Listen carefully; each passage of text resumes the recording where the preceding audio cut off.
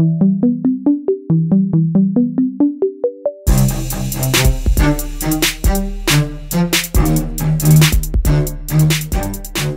crew members, what it be? Hey-o! What was the end of that? I had to put a little extra stank. Stank on the end of this thing. So, we are back once again for, I used to say this all the time, quarantine episode. I lost count.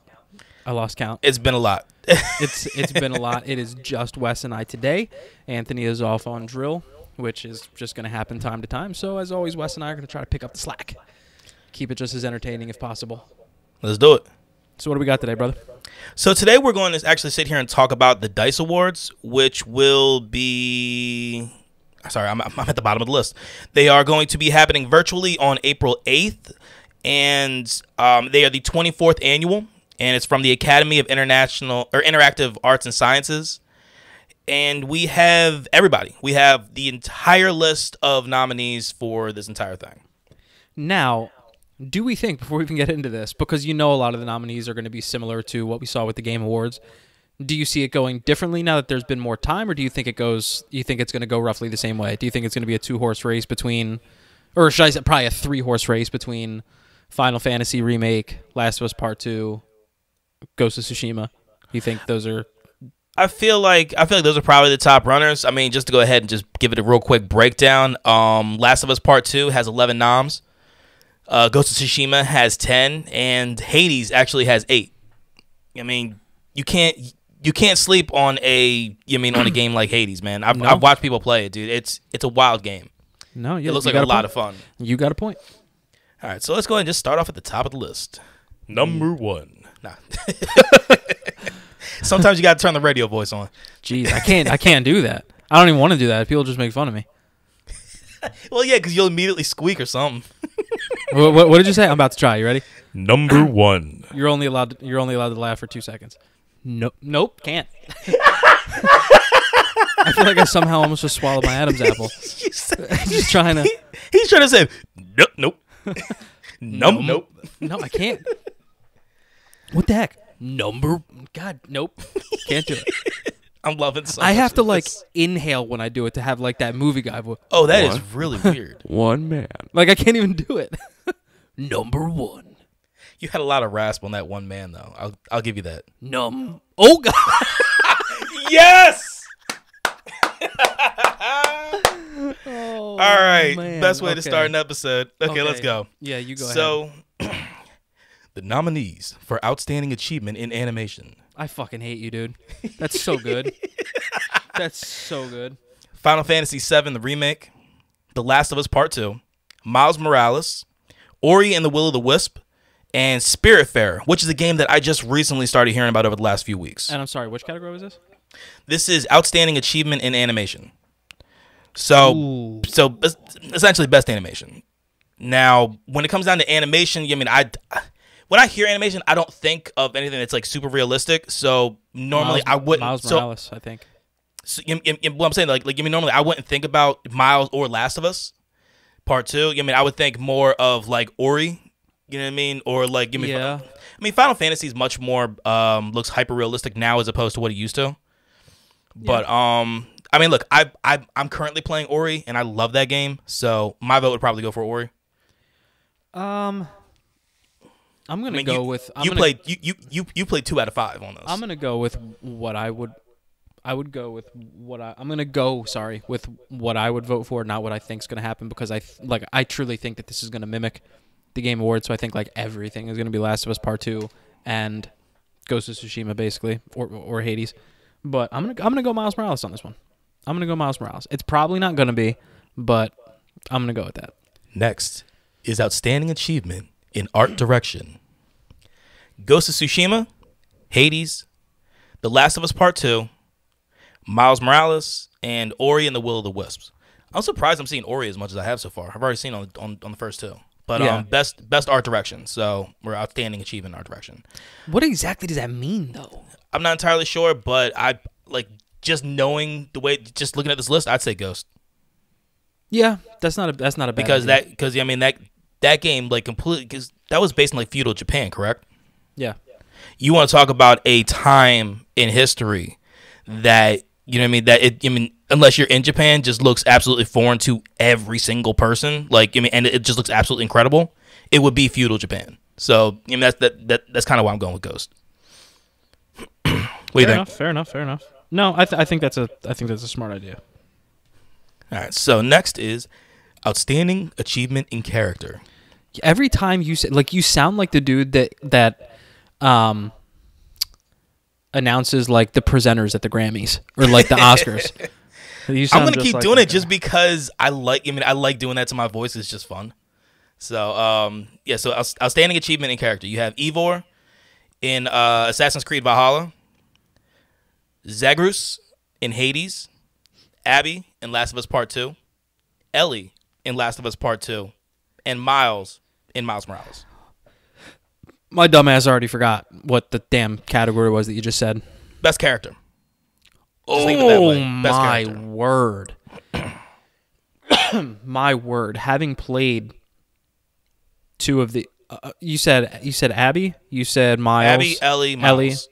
Those are the ones that you know. The other ones are Zagreus, Zagreus, I believe, in Hades, and Eivor, which is the main character in Valhalla.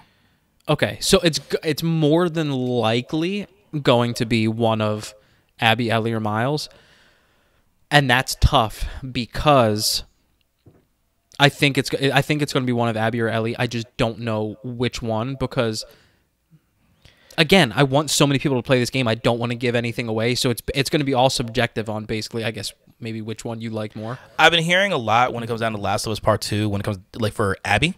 So people like, look, obviously Ellie is the main one that everybody knows, but Abby kind of sounds like a dark horse to me. You know what I mean? Within these types of things. She won for best character, right? She in did. The Game Awards. Yeah, in the Game Awards. So I mean, I would probably go with Abby. Yeah, it would be really because I'm never that person that's like, oh, you've won enough, you don't need to win anymore. Like if you're good, you're good. But seeing as how they've racked up so much already, it would be cool to see Miles win because all that Miles stands for. So that's agreed. It would be so cool to see that. So that would be my pick, but it wouldn't shock me if Abby took that. Okay. I'm more of an Ellie person myself, but all right. So next one we have outstanding achievement in original music composition. Ghost of Tsushima. It is on there. That's it. So the nominees are Carrion, Ghost of Tsushima, Little Orpheus, Ori and the Will of the Wisp, and The Pathless. Now, when you want to talk about music, the Ori music is beautiful. It matches that game incredibly well. It is beautiful, dude. Like, yo, when you and Anthony were over watching me play it the one time, back before we went super quarantine, back when we were still doing the podcast together, like, when I was throwing down on that, like, dude, you get immersed more in the music almost than you do in the game. Yeah, the game looks gorgeous, but it's almost like the music is what makes the game. Like, the music makes everything you're seeing come alive. Yes, 100%. Yeah. I agree. All right, so you said Ghost. I'm going to go with Ori just because that's the one that I know how amazing it is, but I believe Ghost won this category at the Game Awards. Yeah. All right, so next we have outstanding achievement in audio design. Still don't know what that means either. Nope. There you go. That wasn't a bad voice right there. But I went audio for Ghost of Tsushima already, so I'm doing it again. Yes. The nominees are Dreams, Ghost of Tsushima, The Last of Us Part 2, Ori and the Will of the Wisp, and Sackboy: A Big Adventure. So I'll just go with Ghost just because that just sounds like it makes sense. Yeah, I'm gonna go with that too. Again, any of these that end up not being Ghost and going to Last of Us Part 2 or the other way around won't shock me. It'll only shock me if one of the other ones wins. That's when I'll be like, oh shit, wow, that's cool. True. I will agree with you on that. So the next one we have is outstanding achievement in story. You have 13 Sentinels. I'm sorry. Say it again. I don't know how I'm missing these right away, but say that again. What category this is? I'm an idiot. I'm aware. Outstanding achievement in story. Are you just getting immersed in the tone and not actually hearing what I'm saying? Possibly. It's possible. If there's anybody listening to this that wants to go ahead and give me a voiceover job, I am willing and able. So, yeah. Hey, let's network. Let's get it out. Yeah, I would do it if you need like a 32-year-old to play someone going through puberty. I'm game. I'm ready to roll. He's willing. I'm able. Let's go. The nominees are 13 Sentinels, Aegis Rim, Ghost of Tsushima, Hades, Kentucky Route Zero TV edition, and The Last of Us Part 2. So you're talking best story. I'm going with Last of Us Part 2, bar none. From what I've heard, I would probably say Last of Us Part 2 as well. Next category is Outstanding Technical Achievement. Okay. Dreams, Ghost of Tsushima, The Last of Us Part 2, Mario Kart Live Home Circuit, and Microsoft Flight Simulator. Just to be fun and different, I'm going with the Mario Kart. Just so technical achievement. That's where I see the big word That's there. a sick technical achievement. You build your own Mario Kart track.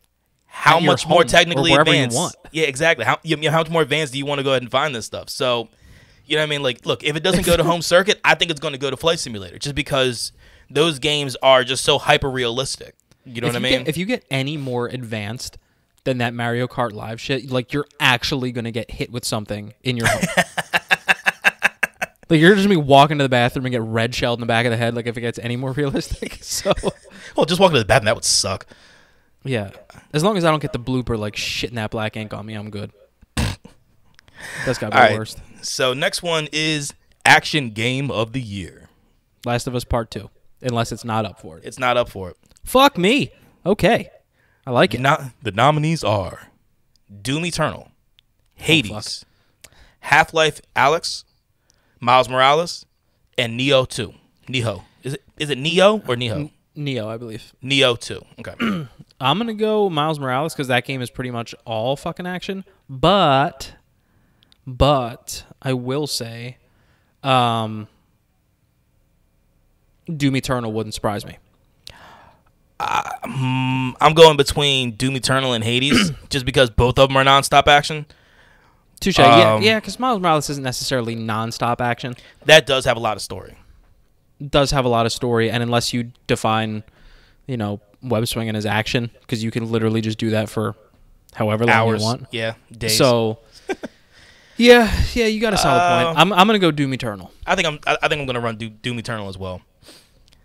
So, Adventure Game of the Year. The nominees are Assassin's Creed Valhalla, Ghost of Tsushima, Kentucky Route Zero TV edition, Last of Us Part 2, and Ori and the Will of the Wisps. Can you do me a favor? Can you look up this Kentucky Route Zero? Yes, I can. I'm really curious about what the hell this is because this was not on any of the Game Awards stuff, but I've already seen it on I think 4. I mean, it's already been nominated at least 3 or 4 times so far with D.I.C.E. It says it's a computer game. Okay. So we can't talk about it. No, I'm just kidding. 2 thoughts. 1, yeah, that's weird. I've never heard about that either. And 2, you're really throwing me off by using that voice all the way up until you get to the names of the nominees. Do you want me to use the come voice back full out? And then you just come back to Wes. It's like, all right, fine. I'll go. Like it's messing with my. It's messing with my immersion. The nominees are Kentucky Route Zero. All right, I'll go full bore. By the way, just to answer your question, Kentucky Route Zero is a point-and-click adventure game developed by Cardboard. Point and click, developed by Cardboard Computer and published by Annapurna Interactive. What we do know is that I don't know but I talked about this before. Annapurna Active is also the company that released Journey, which I believe it won Indie Game of the Year at one point. Okay. I may be mistaken. But the game was first revealed in 2011 via crowdfunding from Kickstarter. It's separated into 5 acts that were released sporadically throughout its development, the first releasing in January of 2013 and the last releasing in January of 2020. Okay. It was originally developed for Windows and OS X with console ports for the Switch, PS4, and Xbox One. Interesting. So that's what it is. Oh my goodness. It's just strange. Kentucky Route Zero follows the narrative of a truck driver named Conway and the strange people he meets as he tries to cross the fictitious Route Zero in Kentucky to make a final delivery for the antiques company for which he works. The game received acclaim for its visual art, narrative, characterization, atmosphere, and themes, appearing on several best of the decade lists. Yet we never heard of this.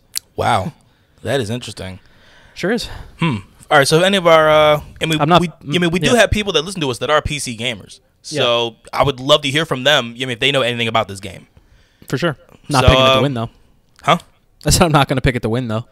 Well, no.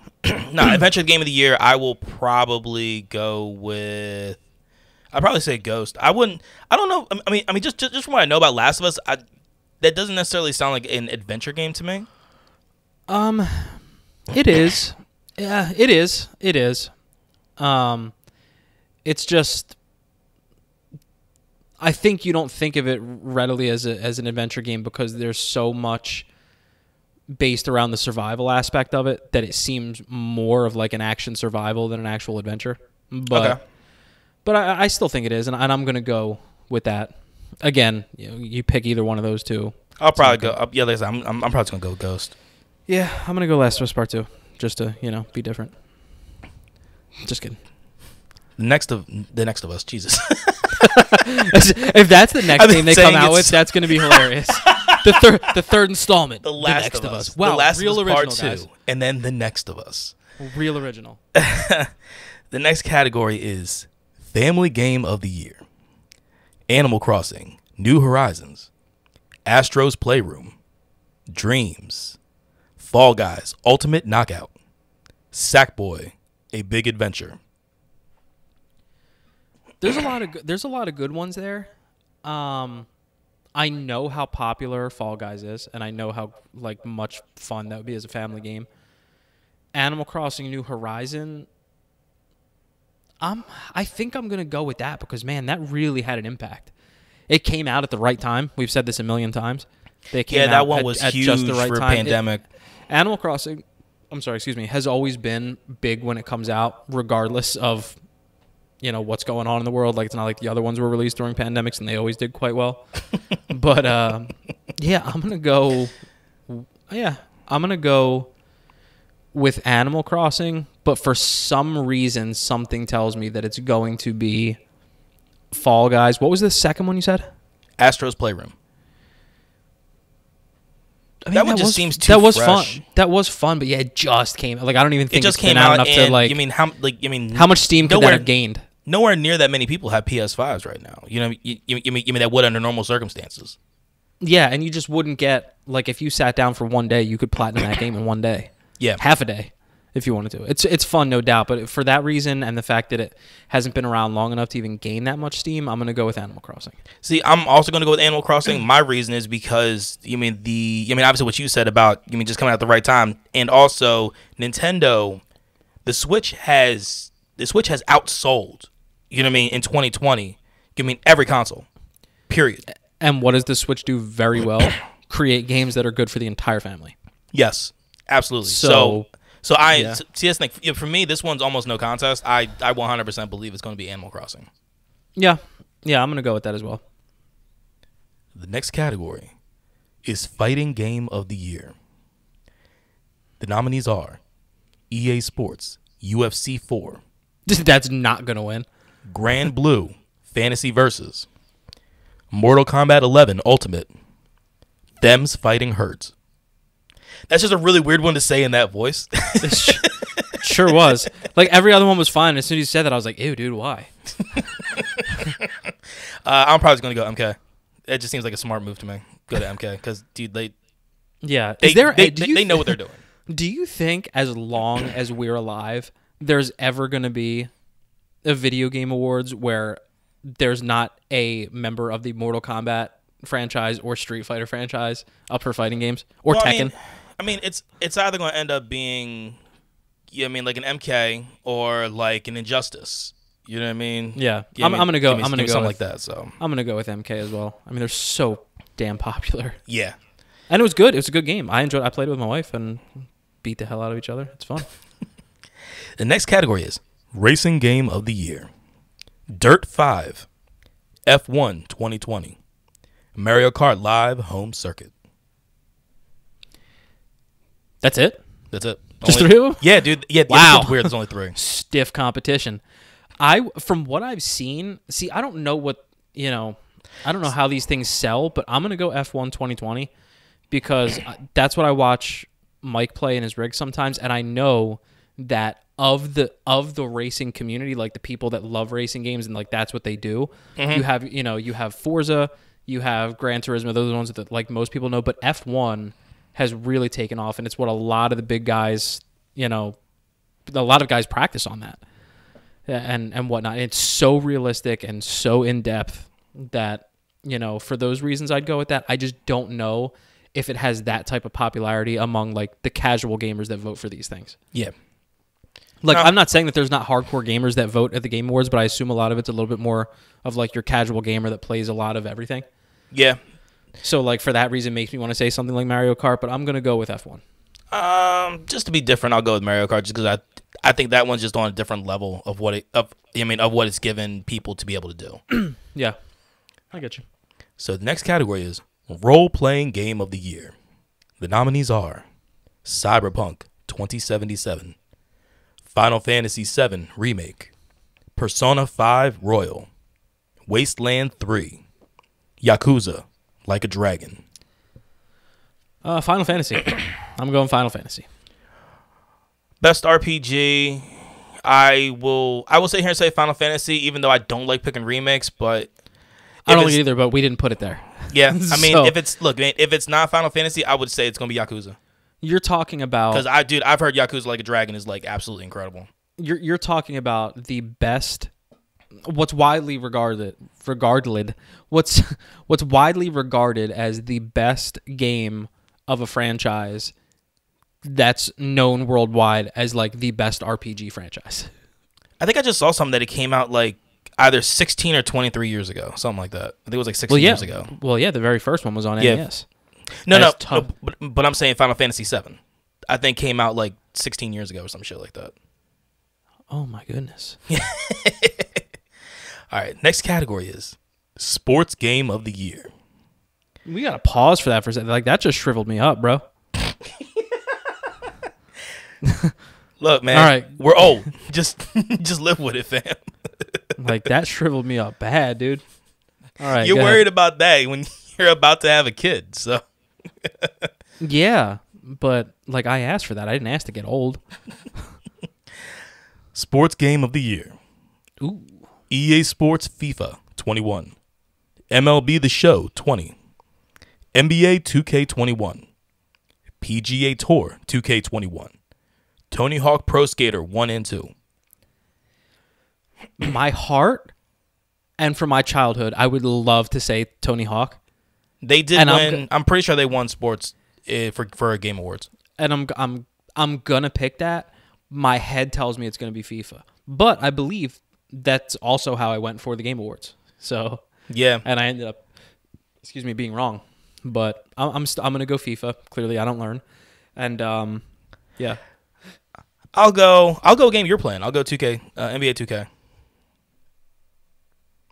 Yeah, I mean, it's fun. It always gives me exactly what I'm looking for. All right. The next category is Strategy Simulation Game of the Year. Crusaders Kings 3. Desperados 3. Microsoft Flight Simulator. Monster Train. Per Aspera. The category of games I've never heard of. Right. So I'll just go Flight Simulator just because I don't know. I'm going to pick the third one. Flight Simulator. Sure. Whatever one was in the 3 spots, what I was going with. Because I don't know any of those. Immersive Reality Technical Achievement. Immersive Reality Technical Achievement. Okay. Half-Life Alyx. Mario Kart Live Home Circuit. Museum and Other Realities. Paper Beast. Tempest. I've heard a lot of good things about Tempest, but as far as immersive, I'm gonna go Mario Kart because how much more immersive can you get than building your own track? Yeah. I'm in the same boat. Okay, and so we just had immersive reality technical achievement. Now we are in immersive reality game of the year. Down the Rabbit Hole. Half-Life Alyx. Paper Beast. The Room VR Dark Matter. The Walking Dead, Saints and Sinners. I figure one of these you're going to have. Alex has to win one of these. So I'll throw him on I feel like they're going to win both. Like we say, how much more immersive can you get than building your own track? But then at some point, it's going to be like, I think they're just choosing Mario Kart because they don't know any of the other ones. That is true. So, that is true. And I mean, look, I don't know anything about Half-Life because I don't play games on PC, and Half-Life is exclusively PC. So, yeah, I'm gonna go Half-Life because, like you said, like the name alone has to win you one. Outstanding achievement for an independent game. Ooh, I love these. Coffee Talk, Hades, If Found, Kentucky Route Zero TV Edition, Noita. I am gonna go. I'm gonna go Hades just because of how popular that game is. But it would be cool for Coffee Talk because I remember Coffee Talk was the game that I brought up. I don't remember what episode. I have no idea what episode. Dude, we've done like almost 80. But it was a recent one. It was a recent one, and I don't know. Yeah, I can't for the life of me remember why we brought it up. But that's the one where you play as a barista in a coffee shop, in Seattle, Washington. Remember you serve like your different like patrons are elves, orcs, mermaids, stuff like that. Like it's crazy, and the plot takes over the course of 2 weeks, where each day, various characters visit the coffee shop and discuss concerns with the barista and each other, and like you work through like these problems and stuff. Like it was a cool concept. Oh, that's interesting. It was a cool concept. I don't remember what the damn episode was that we discussed it on. So, but the fact that I talked about that and talked about how cool that is, it would be cool if that won. But I'm gonna go Hades. I mean, look, there's a reason why Hades has 8 nominations. You know what I mean? That game. I mean, the game's come out of nowhere and just absolutely blowing everything up. So I will go with Hades as well. And just doing video game math that probably doesn't work. Hades is in a category that doesn't have Ghost of Tsushima and Last of Us Part 2 in it. Yeah. So like I feel like but once again, we don't really know much about the other nominees. So I agree. That's why I said video game math that doesn't work. Online Game of the Year: Animal Crossing, New Horizons, Call of Duty, Black Ops, Cold War, Fall Guys, Ultimate Knockout, Ghost of Tsushima, Tetris Effect, Connected. All right, let's go through this. I don't want Tetris to win. I'm just Tetrised out. And this is purely opinion, obviously, by the way. I'm just speaking for myself. This is not on behalf of the podcast. This is just me. I'm Tetrised out. Animal Crossing, the online component of it, unless they've fixed it as of recently, is super janky and annoying. So I don't like. This is one category that I wouldn't want Animal Crossing to win. Okay. What else? What else was it? You said Fall Guys. Fall Guys and Call of Duty Black Ops Cold War. I'm gonna go Fall Guys because Cold War is another one that's now the Call of Duty franchise. We know when their community gets behind a game what they can do, but Cold War is so new that I don't just like Astro's Playroom. I don't know that it's how much time it's had to really build up that type of steam against something like Animal Crossing. But I actually think that Cold War has actually had plenty of time, and it has. You think? Yes, and I think it has an insane following. I mean, it has such a following. Because it's a Fortnite game that that's based on Call of Duty. Minus the building, obviously. So but it's that real team deathmatch battle royale type of game. You know what I'm saying? But you have that realistic setting. I'll sit here and easily go. And I don't like saying this because I love Fall Guys. I'm actually going to be playing Fall Guys tonight with my friends. I'm going Fall. That's what I'm going with. But I'm actually going with Cold War. Yeah, I'm going with Fall Guys just because of the amount of content you see from that damn game. Like everyone is playing that game. Everyone but me, evidently. Oh, trust me, dude. I don't touch that game. But then again, I don't like those style games anymore. Oh no, sorry. I thought you were talking about Cold War. No, yeah. No. I'm saying Fall Guys. I feel like everyone in the world is playing it but me. Well, because I didn't jump on it at the right time. I know, that's what I mean. I wish I had. Yeah, because then you could yeet with us. Yeah.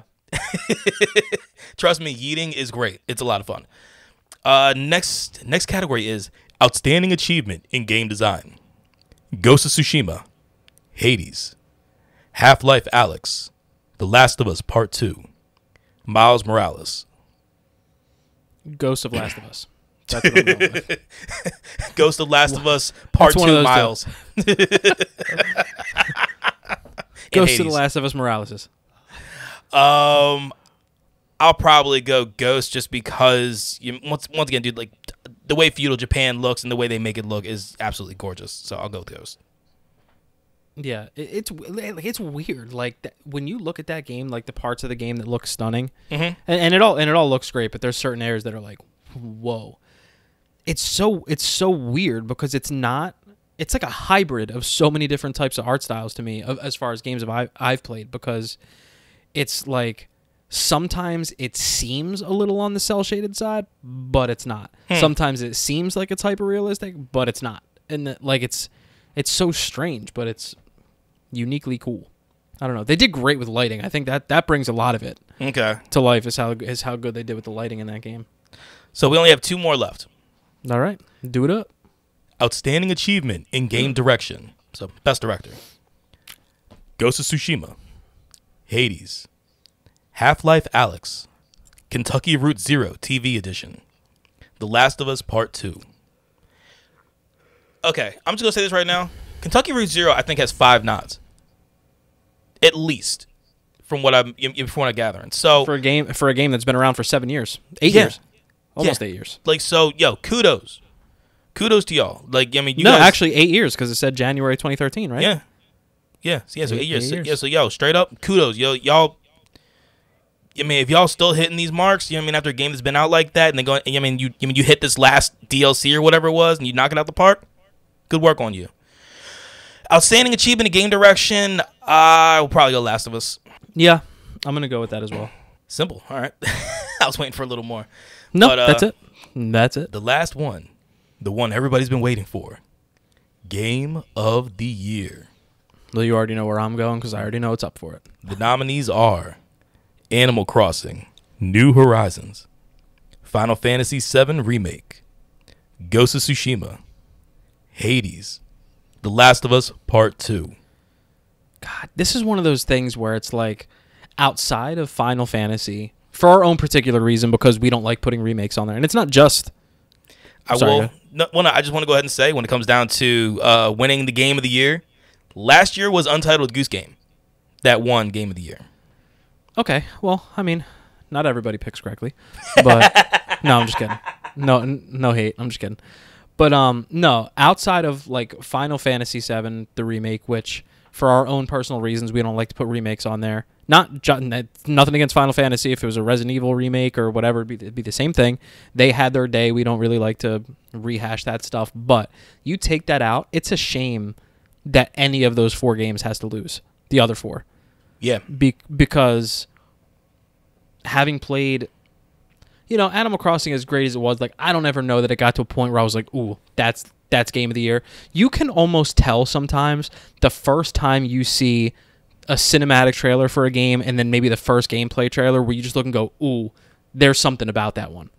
Like, that game is going to be up for Game of the Year. And you got that instantly with Ghost of Tsushima. You got it instantly with Last of Us Part 2. And then I think with Hades, Hades kind of came out of nowhere. Because Hades I don't think that really had a trailer. But when people actually started playing and buying it, like Metacritic and everybody else just really started boosting numbers. It really started pushing. That has to feel so much better in a way than a game like Ghost of Tsushima or Last of Us Part 2 that you couldn't watch a commercial break without seeing a commercial for Last of Us Part 2 at one point. Yeah. And same thing with Ghost of Tsushima and Hades. I hadn't even heard of it until you brought it up. So if your game literally gets this great and gets this many nominations without that much of a push, and literally it's just by people stumbling upon your game, playing it, passing the word along, and it being this great, that almost has to feel better. Yeah, no, I think so. But I'm going Last of Us Part 2. I want to go Hades just because I feel like it's a little bit more of a dark horse, but I'll probably go Last of Us. I think Last of Us is going to take it. Yeah. I agree.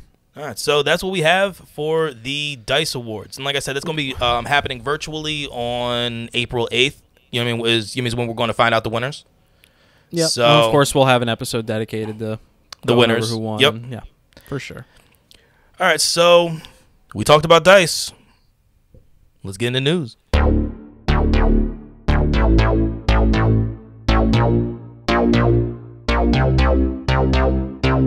Small when it comes down to news today. Literally, I have 2 articles. That's it. Small. First one I have is that we actually have a release date for the Resident Evil origin story, the movie. So that is going to be coming out September 3rd. Ooh. Yes. And just to go ahead and give people a little bit of recap on this, they decided to remake, basically just scrap everything that was, that was a part of the Mila Resident Evils. Just her whole run, all like 7 or 20 movies or however the fuck many they made. No hate towards Mila, but thank goodness. Yeah. But so with this one, you have Tom Hopper, who is part of the Umbrella Academy. He's playing Albert Wesker. You have Robbie Mell, who's playing Chris Redfield. You have Kaya. Sorry, I can never read these people's names right. Scuderio, who's playing Clara Redfield. You have Hannah John Kamen, who was Ghost in Ant-Man and the Wasp. She's going to be playing Jill Valentine. So, we have a very awesome story that's going to be coming from that. I'm really excited for when that movie actually comes out. And I don't want I feel like I shouldn't have to explain myself, but I will anyway. I don't want it to come off as like Mila hate or anything like that, because I honestly can't imagine that you can plug anybody else into any of the roles of those movies and make them better. Like, I just don't think that the movies were, I don't think they were written that well. Now, I have a question. I have a question. So, I've only played Resident Evil 2 and 4. Was there anybody in the games named Alice? No. Okay, so not to my knowledge. So then I don't feel bad even in the slightest about going ahead and saying anything about her movies. You know what I mean? Because essentially they're basically just saying, okay, this is going to be a new zombie movie because it's not really zombies. You know what I mean? It's T-virus. But it's just no. Look, man, her movies. All 8 of them. I honestly think there were 8. All of them were for the most part trash. You know what I mean? They weren't good. Nemesis looked horrible in the second fucking movie. You know what I mean? It's so I can never understand why there's certain franchises that are iconic. Resident Evil is an iconic franchise. Yes. And the first time you decide to come out with a movie based around that game, and you started off by creating a fictional character that doesn't even exist in the story, you're already losing me. What are you doing? The material is here for you. Yeah, it really is. It's here. You know what I mean? Now, I don't know what all goes into I don't know if they had to do that because they weren't allowed, maybe. Just I don't know, because it's you were able to get other characters. Yeah. You were able to get Claire, and stuff like that, and Chris. So, and Nemesis and all that. Why Alice? Why? I'm not still angry. No, not at all. Not at all. Not in the slightest. Not at all. I have higher hopes for this one. I do as well. And we have a few movies that are based on games coming out this year that I'm actually really excited for. Mortal Kombat coming out in March. You know what I mean? On HBO Max. That one. Again, don't want to be a dick, but what are a couple video game movies that have flopped pretty bad? The Resident Evil movies and Monster Hunter just flopped. Mm-hmm. Who's behind both of those? Yeah. Yeah, both the director and the leading actress are the same for both. For the whole thing. So, and again, I'm not saying Mila can't act, but the source material they have there, who are you going to plug in to make those movies any better? Whoever decided to take Monster Hunter and bring them into the friggin' city, I feel like here's the Monster material, Hunter just stick to it. Monster Hunter had so much more of a rich, storyline that you could have pulled from. And I'm not even just talking about Monster Hunter World, dude. There were 4 other games before Monster Hunter World. Yeah, you know what I mean. And absolutely. And then now with Rise, there's 5 games that have come out for this series, and that's spanning throughout all Super Nintendo, Game Boy, and everything else. Like, I don't know if we asked. I don't know if we asked this question before, but it pertains to the topic we're talking about right now. Has there actually been, not just one that's okay or it does a good job, like, has there ever actually been a really good movie, you know, based around a video game? Resident Evil, for a lot of people, for the people that cared about the game, it flopped. I can't speak for people that maybe never played the game and just saw the movies. Yeah. But Resident Evil flopped. The Mortal Kombat movies, one of them's better than the other, but neither would say that they're phenomenal movies. From what I know from people that are Mortal Kombat fans, the second movie never happened. Yeah, I know. We don't talk about that one. Warcraft flopped. Oh God, I forgot about that. Yeah, that was Monster Hunter World flopped. You know, yeah. The Super Mario Brothers movie is it's so old it's hard to judge, and it's iconic. It's so old and campy. It is like super fucking campy. Yeah, but it's like, has there been a go where you're like, ooh, that did a really good job? House of the Dead. Does anyone remember that there's a House of the Dead movie? Silent Hill. That would probably be the closest. I actually look. I like that movie. I thought that was a good movie. It was freaky, but it was good. That's a good call. That's a good call. And then, I mean, obviously the latest one that came out before, well, not latest, but one of the biggest movies last year was Sonic. Yeah, it's weird because I'm thinking so far back that I totally neglected Sonic. Come back to us. You come back to the modern civilization. Yeah, you're right. But all right, I've taken us on a different track long enough. Now, look, it is a very sketchy road for making movies out of video games, and that's one of the reasons why I'm so terrified of Borderlands. You know what I mean? When that fucking comes out. Yeah, I am too. But like, it almost seems like they do it to they do it to themselves. Like, what do we say all the time when we're making fun of the computer AI in Chell? When we're like, I wanted him to pass to me, but he's like, nah, I got a better idea. It's like, that's what happens with these video game movies. Like, here is all the material you need. Yeah. And then the director and the writer's like, nah, I got a better idea. Yeah. No, you don't. No, you don't. These things became popular for a reason. I just can't say nothing else because there ain't nothing else to say. I mean, I'm hoping. I am hoping that everything turns out good with the Resident Evil movie. I'm hoping everything turns out good with the Borderlands movie. I really want to go ahead and see this Mortal Kombat movie. I mean, accomplish a lot of good things. But yeah, all we can do is wait. So yeah, have a better idea on it. Or just stay true to the fucking shit. That's all it is, man. Stay That's true to the fucking canon. It's like not difficult. I mean, like, okay, so let's continue the diatribe. So comic books. It is difficult to stay true to comic books because of the variations and universes, and they go in so many different directions. Dude, it branches off into a million places. You know what I mean? So like, and that's how you have, you know what I mean, the multiverse and all the different Spider-Man. You mean Spider-Ham, Spider-Man 2099, Noir. You know what I mean, futuristic. Yeah. That's how you have all that. I am such a newbie, and I'm not as much of a newbie as I used to be. True. Because there's a lot more things that I know now, and I'm learning things, but I'm still new to a lot. So like, you know, when I was playing Miles Morales at one point, and I don't remember if it was Alex or if it was Mike. I don't remember who it was. But someone was just like, "Isn't Peter Parker Spider-Man?" And I'm like, "Yeah." Like, well, who's this guy? I'm like, one of the other 1900, I think. Like, I don't know. He's another one. Yes. So and look, I'm not going to dive into who Miles is and how he got his powers, and just because that's unnecessary. That'll be too long. Right, I mean, I've learned, but yeah, it's. But like, with comics, you can understand the difficulty of where you want to pull material, and also not pulling from too many sources to go ahead and make it convoluted. Video games, you have one source.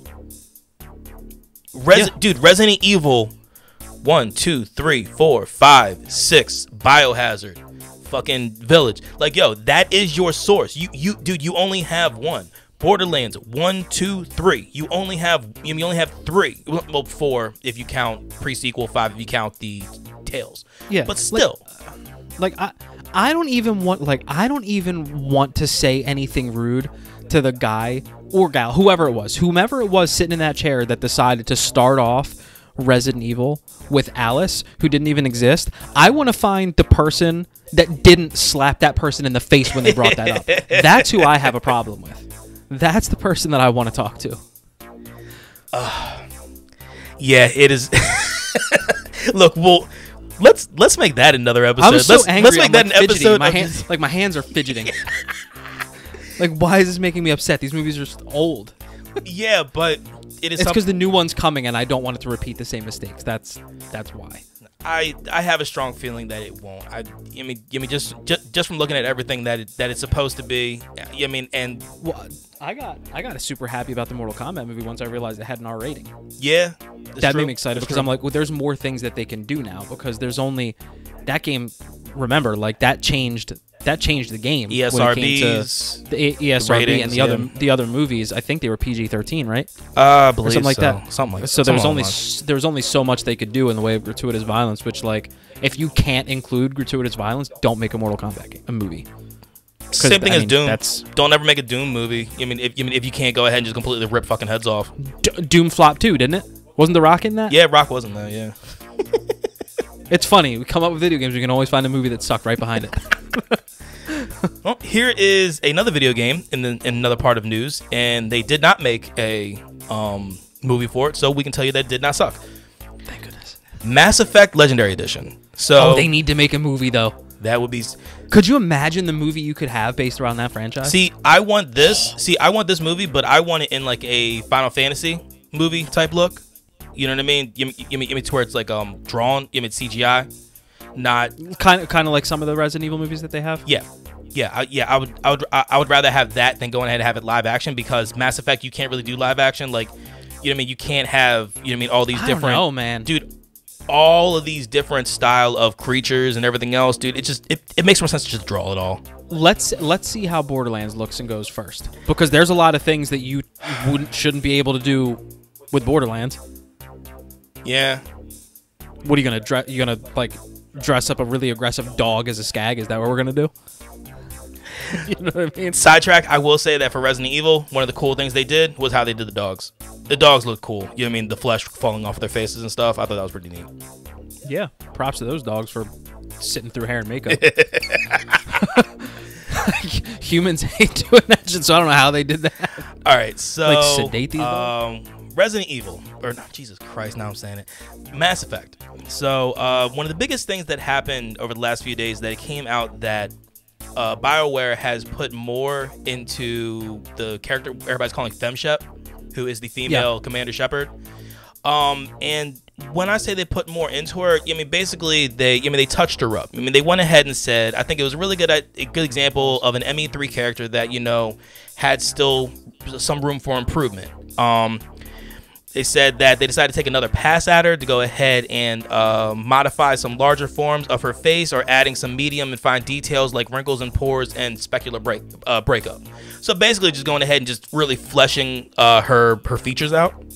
Yes. Which I think is a fantastic thing. I mean, you did not have a choice of being a man or a woman in the first two Mass Effect games. I don't know about the first, but I know for a fact you didn't have a choice in the second. Mm-hmm. So with her being the choice that you can have in the third, I mean, actually, obviously having that choice in the third was huge. Okay, number one. Number two, you could not pick a better person to go ahead and voice her than Jennifer Hale. You know what I mean? Jennifer Hale is like hands down one of the best voice actresses. You know what I mean? When it comes down to like cartoons and games, look her up if you haven't yet. She will be. She's probably a part of most of your childhood. I will sit here and tell you that. But so when this whole thing came out and they were talking about all these little extra features they were doing for FemShep, she actually caught wind of it, Jennifer Hale. I mean, and she went ahead and put a reaction video out about it where she was crying. Yeah, like it was a really touching video. It was powerful, man. It really was, and I mean, like I said, dude, I love Jennifer Hale, man. I love everything about a bunch of the work she's done. But yeah, so I'm really excited to go ahead and see this, and actually, this is one thing I actually did want to talk about. I forgot about it. So when they first did the contest of how to go ahead and create the FemShep, they basically just turned her into a Barbie. That's essentially, dude. Honestly, because this was the fans voting. Shocker. The fans voting for this. You know what I mean? And this is what happened. So it's kind of like, really?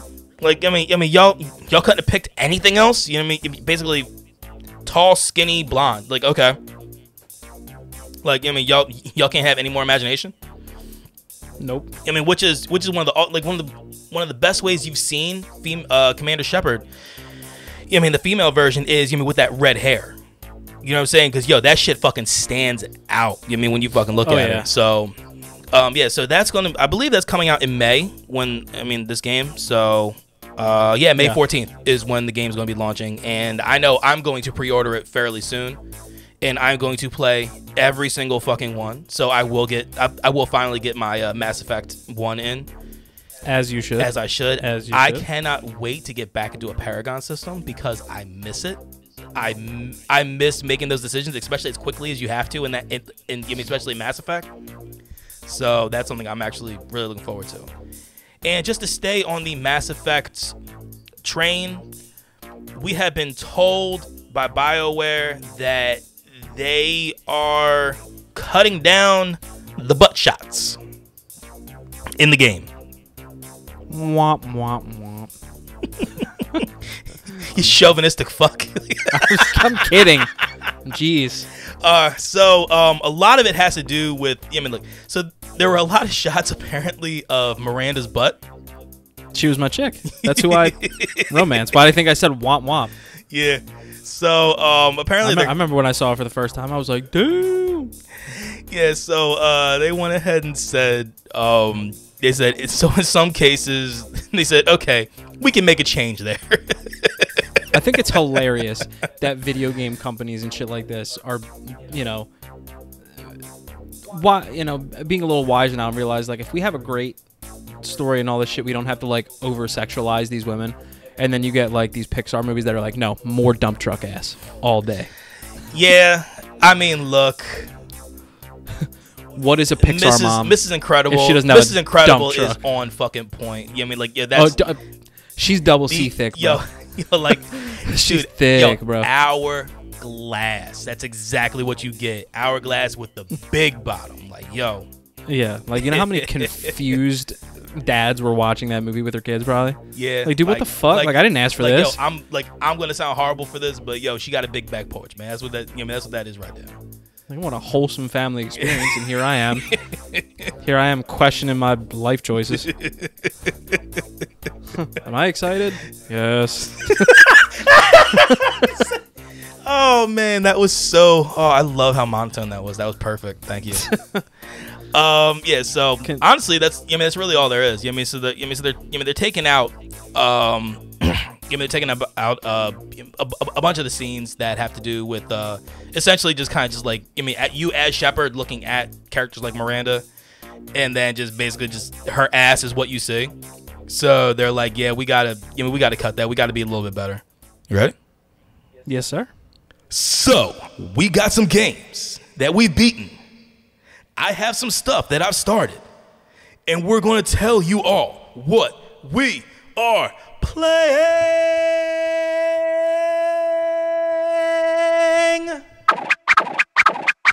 Let's see where I start off. Early last week, I went ahead and beat Immortals: Phoenix Rising. That game was fun, dude. That really was a lot of fun. Learning how to use all of your attributes, all your different stuff, and then having to go ahead and fight Typhon. And are there going to be any spoilers here, by the way? No, I'm not. No, I'm not dropping any spoilers. Yeah, look, okay. Typhon is the main bad guy that you got to face. So, okay. And in the game. So, just go ahead and clarify. In the game, you have to go ahead and save the gods, 4 gods, and in order to Hephaestus, Ares, Aphrodite, Athena. There we go, goddess. But in order to do that, you need to go ahead and get their essence back, and then when they get their essence back, they become their usual selves. And the way the game is played is that it's basically being a story that's being told by Prometheus to Zeus, and basically Prometheus is telling this entire story, and you definitely learn something about Phoenix towards the end. Basically at the end of the game, and it's actually pretty cool. I wasn't expecting that turn, but then now that I think back on it, it makes a lot of sense. But nah, man, the game was a lot of fun. I feel like the boss fight could have been harder. I think Hav had the same thought. It took me about 40-ish hours to beat the game.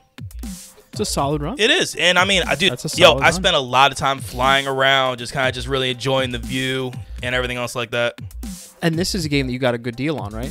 Yeah, I picked this up. I picked up the game and 3 DLCs for basically the price of the game. Like, I mean, basically $66 was the price I paid for something that should be like $100. Can't beat that with a stick. I don't know. So, what else did I do? Oh yeah. So I started what we are going to start calling, I guess, Wes's workout adventure. I guess that's just, we'll just keep it simple. Might be able to drop the adventure, but well, I mean, I kept the adventure. Wes's workouts has a good ring to it. I kept the adventure because of what the game is. The game's called Ring Fit Adventure. Okay. But so what it is you have this game called Ring Fit Adventure. It comes with quite literally a huge ring that you can go ahead, you can squeeze and you can pull. And I mean, dude, I squeezed this whole thing to where knuckles are hitting knuckles, and it's not, dude, and it's not breaking. Yo, this thing will not break. Like, yo, I watched a few videos of like bodybuilders going ahead and like flexing this thing and like squeezing it as hard as they can. This thing ain't breaking at all. So so it's made of real good stuff. And the point of it is that the ring is actually a character. His name is Ring. Duh. And when you first get it, you actually released the bad guy named Drago, and he's like this souped up, no legs day, big bulky, you know what I mean? If he dies, he dies. You know what I mean? Type of like dragon monster. And everything you do in the game is a workout, every single bit. Like from going to monster, you're jogging or running. And like if you need to go up steps, you do high knees.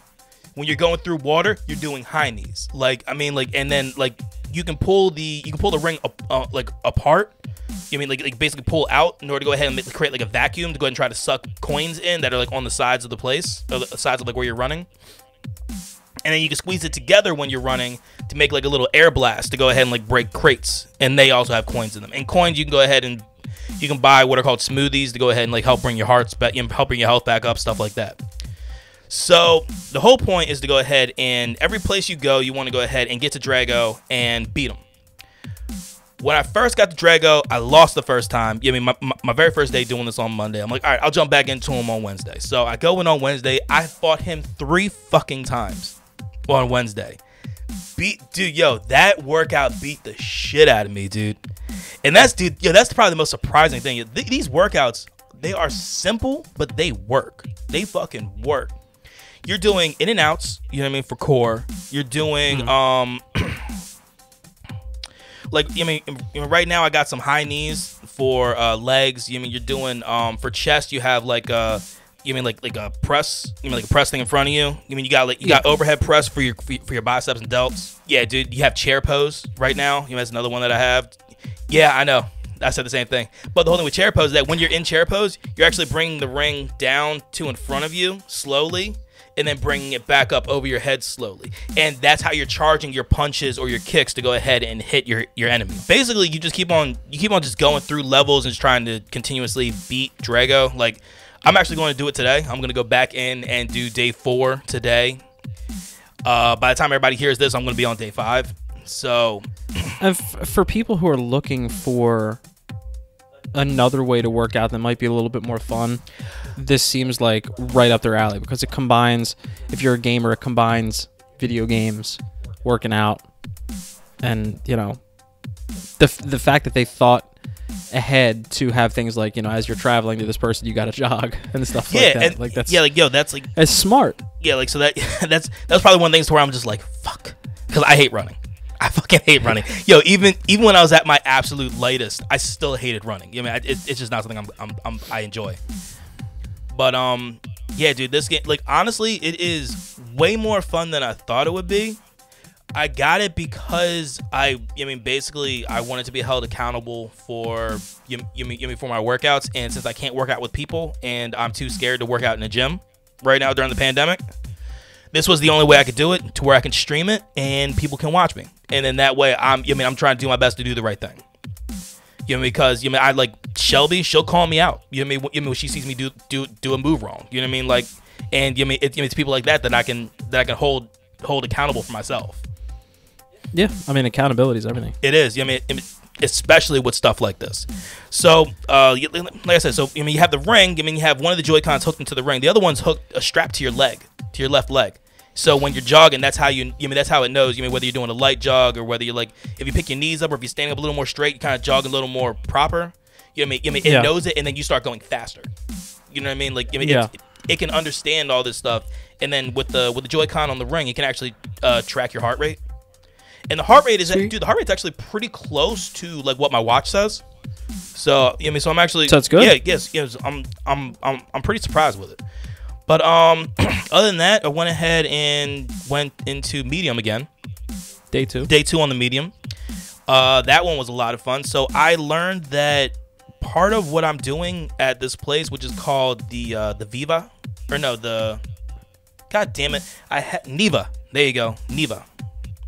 That's what it's called. This whole hotel resort that you're in. Okay, so what I learned about medium that I thought was pretty cool is that you're doing more than just going ahead and trying to help sadness. Because obviously helping sadness is one of the main parts of the game.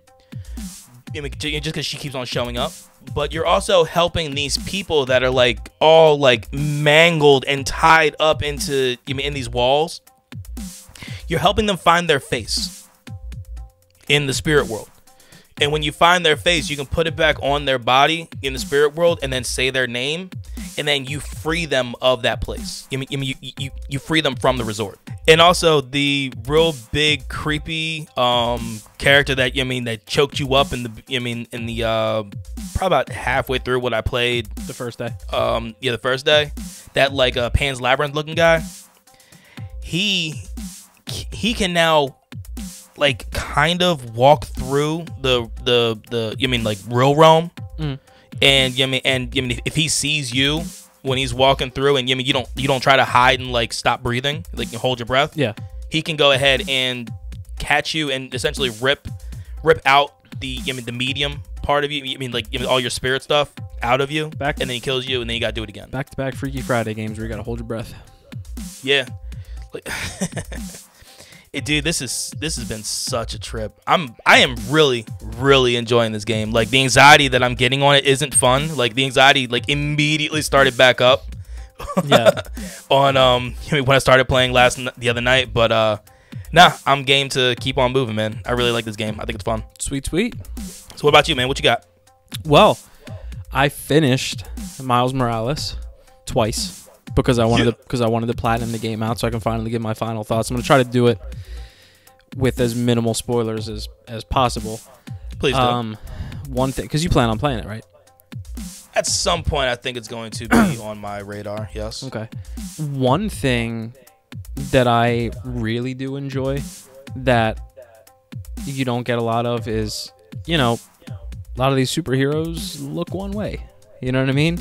And now you get a superhero with an African American dad, a Puerto Rican mom, and it's cool.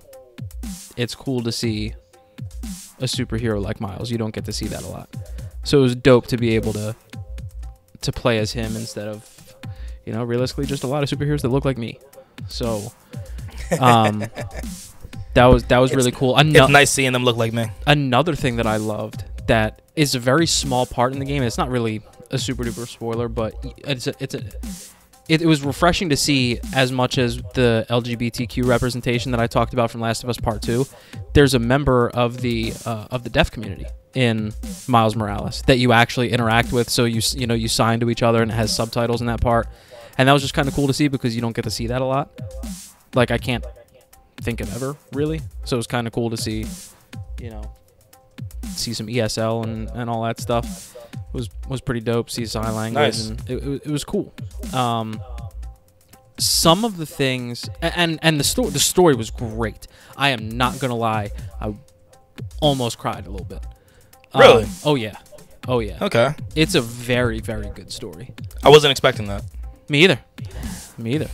But yeah, I very much enjoyed it. The only real cons that I had with the game, not enough to have not enjoyed the game or to tell someone to not play the game, is just some things that were a little lackluster that surprised me. Was knowing Spider-Man, knowing superheroes, you think of like so many different villains, and this game only had, if I count them correctly, were 3 boss battles in the entire game, and one of them is like 2 of them are just a rehashed version of one you already did. So that was a little disappointing because I was waiting, like, because you know how many villains are in the universe. Yeah. So I was expecting, a little more. There's actually technically a 4th, but I don't believe you actually have to do it. It's something that only pops up if you do certain side mission, I believe. But that was a little disappointing. I wanted there to be a little bit more of like those big moments because a lot of the game is just basically combat fighting, like the little, I'm not gonna call them flunkies, but just the, you know what I mean, like the beat 'em up style little baddies and stuff like that. That's what the majority of the game is, which again, it isn't bad because there's a lot of different moves you can learn and stuff like that. But like that big scene that you see in the trailer with the bridge, like those big moments, there's really only 2 of those in the entire game. And then, okay. And then you have 3 boss battles. There's a lot of, but the story is rich, and you kind of always want to know what's coming next. So it is definitely worth playing.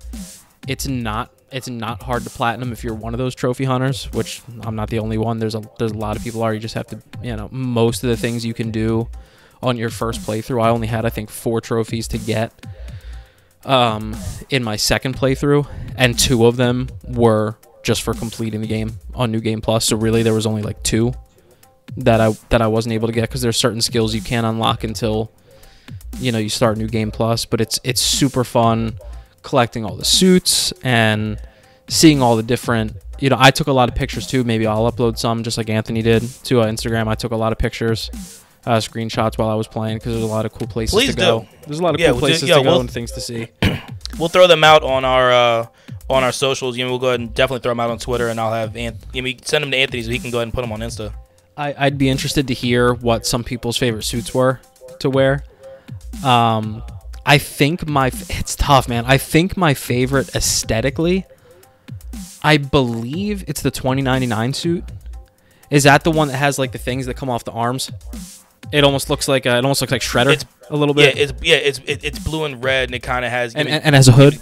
Oh my god! I just ate my microphone. Jesus. Yeah, you really did. Holy moly! Yeah, it's got like a little hood. Yeah, I believe so. Yeah, I really enjoy that one. I mean, the classic black one is dope as hell, but there was that one. I enjoyed like the one that made me feel like I was way more bougie than necessary, but it was like black and gold. But yeah, the game was a lot of fun. Like I said, there were some areas that could be a lot better. Like those, like I said, those, because the big moments that they had they were fun. they were a lot of fun, and the boss battles that they did have were also a lot of fun. There just weren't a lot of them, and there was, like I said, there was only, if you cut out that side mission that I'm talking about, to my knowledge, and it's brief knowledge, and I'll ask you off, because I don't want to spoil anything for anybody. It's not really going to spoil it for you because it's just going to be a yes or no question. But to my knowledge, there was only one villain in this game that you go against, like from the actual like Spider-Man comics. And then the other one they just I think that they just developed for this game for the storyline. I think. I mean, if I don't know, I know people who do. So, touche. I will say that. But overall experience, thoroughly enjoyed it. The story was great. It was a lot of fun. Just web swinging and beating the heck out of people was a lot of fun. So after that, I was finally able to start my career in 2K because I had everything done. You made it. I had everything done. I had my face scanned and everything ready to roll. But the only thing I ever played was my very first high school game. So my love-hate relationship flipped right back to hate in that second game. And by love-hate relationship, I mean that's what I want out of a sports game. A game that drives me out, gives me the highest of highs and the lowest of lows. Like that's what I want. And my second high school game is it's part of the storyline for you to get hurt. So that sucks. So you get a little banged up in your second game, I believe it is. And then the third game, there's minor spoilers here. It's not anything. It's literally something you find out in the first half an hour of the game. So, but spoiler alert. Okay. So you get hurt about halfway through your game, and then the third game, your coach wants you to sit out. Your team is pretty much getting beat up, and at halftime of that third game, you have the option of coming in. Now, the game after that is this big invitational that all the scouts come to. So if you decide to come in at halftime, you'll be compromised, and you'll be playing that invitational game a little banged up. You won't be at full strength. If you sit out that game, you'll be at full strength for the invitational. But you know me, my team was getting their ass whooped and they needed me, so I decided to come in at halftime of that game, and you're down by 13. Came all the way back, took the lead by 2 with 6 seconds left. I got fouled, missed my free throws. They call timeout, advance the ball, pass the ball to the dude I'm guarding with 6 seconds left. He hits a 3 in my face from like a foot and a half behind the 3-point line at the buzzer, and we lost. Oh, bro. And if it was PS4, that controller was gone. But this was a new system, I can't do that. So, oh my God. Like, I don't rage at all at sports games like I do when I play 2K and something like that happens. But I've enjoyed. I've gotten myself, I'm in college now. That's all out of the way. I play for Villanova Wildcats. Oh, you went to Nova? Hell yeah, dude. Nice. I had a couple different options, but I had to go Nova, man. Nice. So, I love it. Yeah, I went to Villanova. I completed my first year at Villanova, and unlike Anthony, who played all 4 years of college, I'm a one and done. I declared for the draft, and I'm at the point now where I usually let wifey do it. So I'll let her do it again. You get to pick out like what you want to wear at the draft. So she picks me out, nice suit, get me dressed at a 9 so I look right. And we'll see where I go. I mean, I'm projected to be a lottery pick. There's one part of the story, though, that bothers me. And it's the same way they kind of set up all these games. You always have a rival that ends up in the NBA somewhere. I believe in some of the storylines, they've ended up as teammates. In most of them, they just end up on a different team. And this is kind of the same way. There's this guy, Hendrix Cobb, who's your rival. And I don't know if 2K did this on purpose, but when you're playing through college, they give you 2 different goals to try to achieve during each game, and they affect your draft stock. Some of them might be, increase your scoring average is your first goal, and then your second goal is to win the game. In another game, it might be your primary goal is to get 5 assists to a certain player, and something else. So they have different ones. Well, when you play your rival in like one of your games in college, the first goal is to keep him under 15 points for the game. This dude, and this is just college, so remember, it's only 2 halves. That sounds a little tough. This dude is so OP, it's unbelievable. It is. You cannot stop him from getting. You can't stop him from getting 15 points and a half, let alone stop him from getting 15 points in the entire game. So you're set up for failure right off the gate. Oh my God, yeah. I'd love to see the people that can actually do it. Maybe it's just me because I make my guy after myself, so I'm a 5'7" point guard. So this dude has about, I don't know, a foot on me plus probably 30 or 40 pounds. So maybe that has something to do with it. But he dropped. We won the game, which was my second goal, but I think he dropped like 34 or something like that. Yeah, dude, there was no chance. He had 5 points before I could blink. And I know what I'm doing. So, like, he is so OP. And I saw people complaining about it on Reddit because I guess once you get to the NBA and he's in there, you can see like what badges different guys have, and he's got like 14 Hall of Fame badges, 30 gold badges, and all this stuff like right away. So it's like, okay, well if he has that immediately, then he clearly was that good in, his 3-point shooting is like a 99, his handles are a 95 or something like that. Like he's so OP, it's unreal. So, side note, did you see that JoJo got upgraded in 2K? His overall's like a 94 now? I did not. It doesn't surprise me. I mean, he's been shitting on the entire league. Yeah, his overall now is a 94. So he's sitting at the same as Jovic and like AD. But yeah, so that's where I'm at. I'm literally at the draft, and then we'll see where I go. I'm assuming I'm gonna go number 2 overall, and Homeboy is gonna go number 1, because there was no stopping that. But we shall see. And the one thing that I really do enjoy about it that I don't believe they've done in Games Pass is when they show you, like in last year's game, I believe they just like told you whether or not your draft stock increased or decreased. In this one, they actually show you the entire draft board for the first round, maybe the first 2 rounds, and the real names are actually on there. So, like, when I debuted at 22, I saw Tyrese Maxey at 26. You know, oh, shit, that's awesome. Yeah, LaMelo was on there, Halliburton, you know, all these guys, Anthony Edwards, Wiseman, like, they were all there. So that was cool. So I'm like, cool, I'm actually competing with these guys. Now, I'm hoping it doesn't do the same thing that last year's game did, because who the hell did we draft first overall? Who did we draft with our first round pick last year? I don't remember, but oh no, it was in the hockey game. I hope they don't do it in the way of the hockey game. Alex Lafreniere, who actually gets drafted first overall to the Rangers. Oh yeah, how even if you get picked number 1, they still get both of you. He was still there. Yeah. Yeah. So I hope they don't do that. Like, 'cause I would actually like for it to, you know, bump people down or something like that. So like if I go 3rd overall to the Hornets, LaMelo goes 4th overall to the whoever the hell had the next pick. I think it was the Kings, maybe. I don't even remember, but like that would be cool. But the game's, you know, the game's been a lot of fun. It still has some stupid little bugs that bother me, like like my dude's face scan. It looks just like me. I'll send you the picture, but in cinematic scenes, you can see my bottom gums and teeth popping through my chin.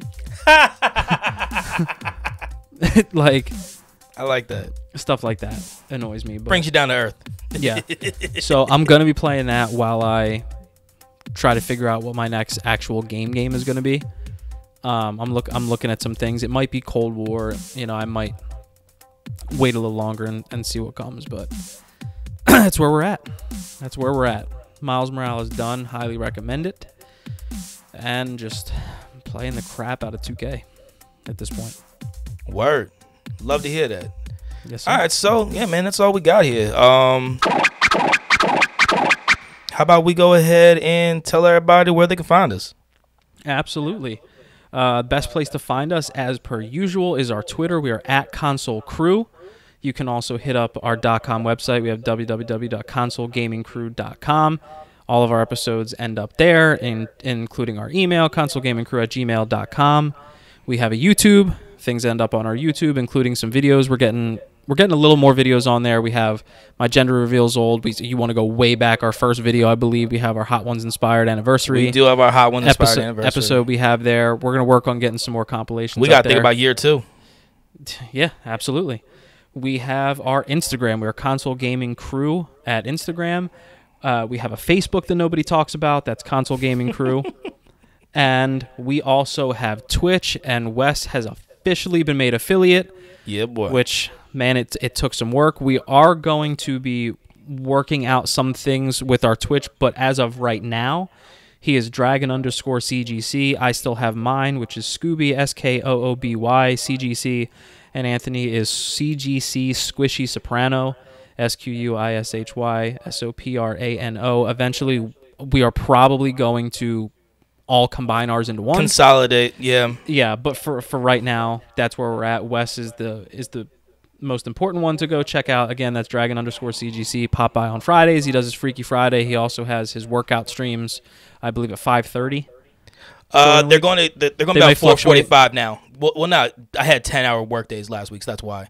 But no, they're going to be about 4:45. They're roughly 45 minutes to an hour long. So that's going to be Monday, Wednesday, Friday, and then I also have my Destiny streams on Monday nights, and that's from 8:30 to about 10. Yes, sir. And once we get to a point where we consolidate, we're all going to figure out when we're going to make a schedule. We'll put it out for you guys every week. We'll let everybody know what's good. Yep. And there you have it. All right, brother. Appreciate it, man. Good work. Good work. Sir. Yes, sir. So until next time, tell everybody, we ask everybody, stay safe, wash your hands, mask the hell up. Game on, baby. Game on, y'all.